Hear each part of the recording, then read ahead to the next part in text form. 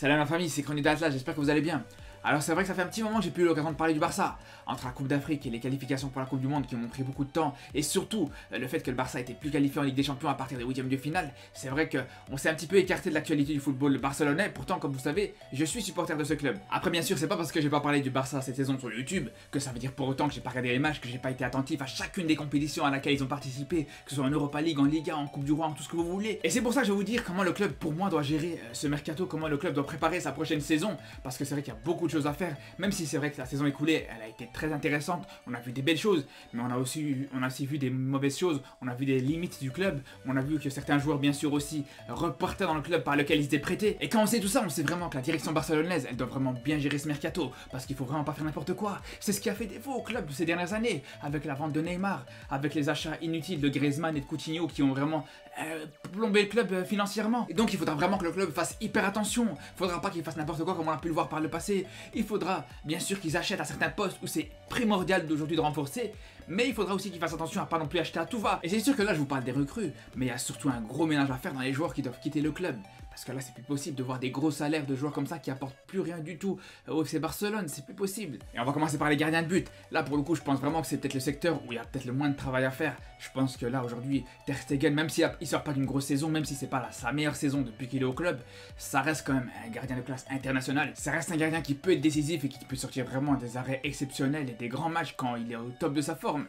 Et pareil pour Neto, même si moi personnellement je suis pas fan de ce gardien, c'est pas non plus un gardien exceptionnel, mais pour un deuxième gardien ça passe encore. Par contre pour ce qui est de la défense, là je pense vraiment que c'est la ligne où il y a le plus de travail à faire, où il y a le plus de ménage surtout à effectuer. Parce que quand on voit le Barça de Xavi, donc sur la deuxième partie de saison, ce qui a vraiment fait défaut à cette équipe c'était en grande partie le manque de solidité défensive. Après je suis tout à fait d'accord pour vous dire que ce manque de solidité n'était pas juste lié à la ligne de défense, mais c'est généralisé sur l'ensemble de l'équipe, ça c'est sûr et certain. Mais quand on voit que tu es deuxième du championnat et que tu finis la saison avec une moyenne d'un but encaissé par match sur les 10 derniers matchs, là tu te rends compte qu'il y a vraiment un problème défensif dans cette équipe. Et dans cette défense justement, autant pour Mingueza et pour Eric Garcia, ils sont critiquables, ils ont des choses à progresser, on sait qu'ils ont vraiment certaines limites.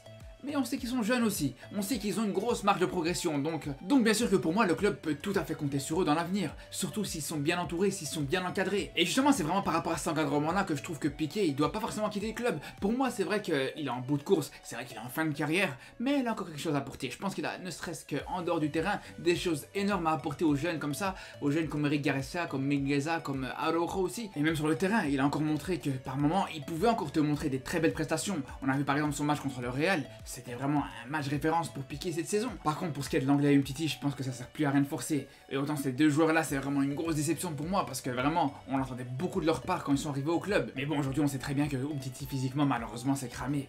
On sait que même quand il joue pas il arrive à se blesser, c'est compliqué.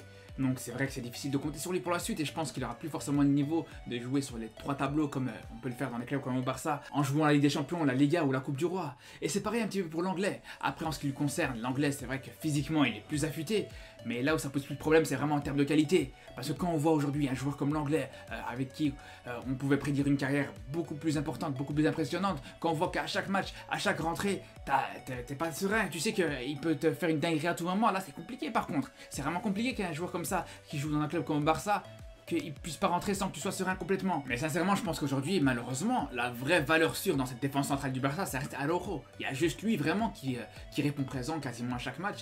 Après, c'est vrai que physiquement, c'est un petit peu plus compliqué. Lui aussi, il a tendance à se blesser assez souvent. On espère que ça va être plus trop le cas justement. Mais là, pour le coup, il faudra vraiment faire des bons choix en défense centrale dans les recrutements.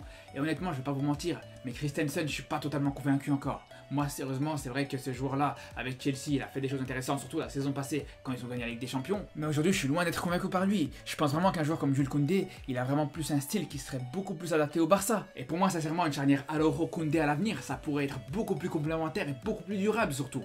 Et sinon, au niveau des latéraux, autant je pense qu'à gauche, avec Jordi Alba, même s'il est beaucoup critiqué, même si c'est vrai qu'aujourd'hui, on a facilement tendance à tomber sur lui, pour moi, il tient encore largement la route et je pense vraiment pas que c'est une priorité de le remplacer. Après, s'il y a moyen de lui trouver une doublure et de le mettre en concurrence, pourquoi pas? Mais je pense quand même qu'il y a beaucoup plus urgent. Ça fait un long moment que le Barça joue sans latéral droit. Quand tu vois Alves qui était en fin de carrière, qui est venu dépanner sur cette saison, quand on voit Dest et Semedo à quel point ça a été vraiment des grosses déceptions, ça montre vraiment à quel point pour moi c'est vraiment l'un des postes le plus urgents en termes de recrutement, en termes de renfort fort. Et je pense vraiment qu'il y a des vraies solutions à ce poste-là. On a par exemple Amari Traoré, déjà il est pas cher. En plus, il n'y a pas beaucoup de clubs qui sont sur lui. Il y a peut-être le PSG, mais le PSG, ça va être compliqué pour le faire signer parce que je pense qu'Amari Traoré, il n'aura pas forcément envie de rentrer en concurrence avec Hakimi. Personnellement, moi à sa place, c'est sûr qu'entrer en concurrence avec Hakimi ou Serginho Dest, le choix il est vite fait. Mais sinon, autant je pense vraiment que ce poste de latéral droit, ça devient une urgence pour le Barça de recruter. Mais pour ce qui est du secteur du milieu de terrain, là je pense qu'il n'y a vraiment pas le feu au lac. Honnêtement, je pense que c'est vraiment le secteur où le Barça est le plus fourni actuellement. Déjà entre Gavi, Pedri ou même Nico Gonzalez, c'est vraiment des solutions réelles et concrètes pour l'avenir. Et d'ailleurs par rapport à ça, moi je reste persuadé qu'il faut continuer bien sûr à faire confiance à Busquets. Pour moi personnellement, je pense qu'avec son expérience, il peut faire contrepoids au milieu de terrain parce que c'est vrai que quand il est accompagné comme ça avec des joueurs moins expérimentés, je pense que ça peut lui bénéficier, que ce soit pour lui ou même pour ces joueurs-là. Après là où la question elle se pose un petit peu plus par rapport à ce milieu de terrain, c'est plus par rapport à Frenkie de Jong. Là c'est vrai que c'est un petit peu plus compliqué, on sait qu'il est sur le départ, donc c'est sûr que s'il part, il faudra le remplacer. Et là aussi, bien sûr, il faudra faire vraiment le bon choix pour le remplacer, même si c'est pas non plus une priorité. Moi, sincèrement, un milieu de terrain, Busquets, Pedri, Gavi, ça me dérange pas. Ça me dérange pas du tout. Mais bon, bien sûr, qu'en étant réaliste, t'es obligé aussi d'avoir un milieu de terrain du même acabit que De Jong, un milieu de terrain de qualité, parce que c'est sûr que si tu comptes sur Pedri ou Gavi, sur le court terme, ça peut être compliqué, tu peux facilement les cramer. Même si aujourd'hui, pour Pedri, on peut considérer qu'il est vraiment confirmé. Mais dans tous les cas, je pense vraiment qu'il doit y avoir une rotation dans ce milieu de terrain, pas trop non plus. Tu vas quand même avoir un milieu de terrain type comme dans les grandes époques du Barça. Mais je pense qu'il doit quand même y avoir cette rotation parce que c'est vrai que Busquets, il pourra pas jouer tous les matchs, surtout qu'il y a la Coupe du Monde cette saison. Donc c'est pour ça que je pense vraiment qu'il faudra obligatoirement remplacer De Jong en cas de départ, c'est sûr et certain. Après, pour ce qui est d'attaque, là par contre, je pense qu'il y a un peu plus de travail. Déjà, le front de l'attaque, il s'est dégagné automatiquement à cause du fait que les joueurs qui étaient prêtés, ils se sont retournés dans leur club, comme Adama Traoré ou encore Luuk de Jong. On peut aussi rajouter à ça des joueurs comme Ousmane Dembélé, Memphis Depay ou encore Braithwaite qui sont sur le départ, ce qui fait qu'aujourd'hui au Barça, il y a seulement 3 attaquants qui sont sûrs de jouer au club la saison prochaine. À savoir Ansu Fati, Ferran Torres et Aubameyang. C'est tout, c'est les seuls qui sont sûrs d'être au Barça la saison prochaine, c'est tout.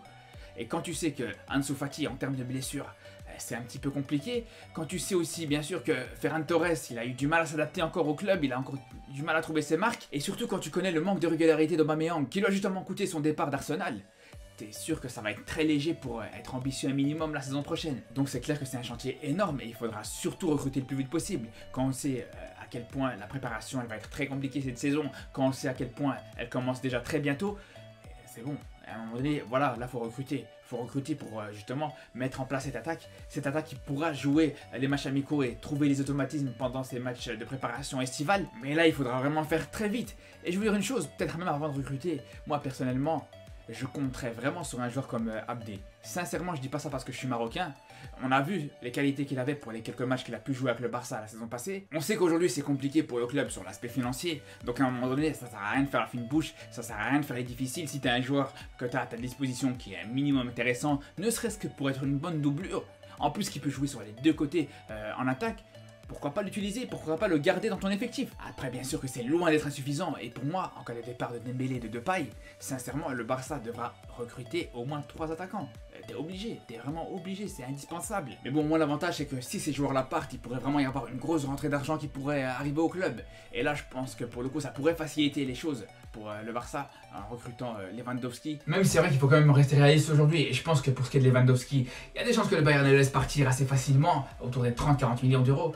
Mais pour ce qui est de Rafinha, ça peut être très compliqué, ça peut être un joueur qui peut être très cher pour le Barça actuellement. C'est pour ça que dans le pire des cas, si vraiment Leeds a du mal à laisser partir Rafinha, pour moi il faudra quand même tenter le coup, mais il faudra juste faire attention à pas faire trop de folie à côté de ça. Parce que c'est vrai que Rafinha, c'est un joueur qui peut te rendre ces 60 ou ces 70 millions qui va te coûter. Mais je pense que de l'autre côté, il faudra vraiment faire attention à pas recruter trop cher. Je pense que pour le troisième attaquant, il faudra vraiment faire attention à recruter malin, intelligent et en dessous des 20-30 millions, obligé. Et je pense par exemple à Zaha, pour le coup, il peut avoir cette valeur-là. Après, il faut voir si Crystal Palace va le laisser partir à cette somme-là. Mais je pense que c'est pas non plus un joueur qui pourrait coûter hyper cher au Barça aujourd'hui. Après, si on doit juste rester en Liga, s'il y a vraiment un joueur que j'aime beaucoup, c'est De Frutos de Levante. Pour moi, c'est vraiment un joueur avec un profil qui pourrait vraiment bien correspondre à ce Barça de Xavi. Et je pense que ça pourra surtout être une solution vraiment économique pour le club. Et si ça peut te permettre de justement de casser la tirelire pour Rafinha sans avoir trop de dégâts, honnêtement, je pense que le risque, il est à prendre. Parce qu'à la fin, si tu mets ça en application, ça pourrait te permettre, en cas de départ encore une fois de Dembélé et de Depay, ça pourrait te permettre d'avoir une attaque qui serait exceptionnelle. avec, comme je vous disais, à gauche, Ansu Fati et De Frutos, à ce moment-là, tu pourrais carrément te permettre d'avoir un trio en attaque composé de Lewandowski, Ansu Fati et Rafinha, et avec comme doublure De Frutos, Abdé et Aubameyang. Et tout ça pour moins de 100 millions d'euros. Franchement, ça pourrait être une très belle chose. De toute façon, on va vraiment suivre ce mercato du Barça, et à la fin de ce mercato, quand on aura vraiment cette équipe et cet effectif qui sera construit, on va se projeter sur cette saison, et je ferai une vidéo pour l'occasion. Donc je vous dis à très vite, et surtout d'ici là, prenez soin de vous.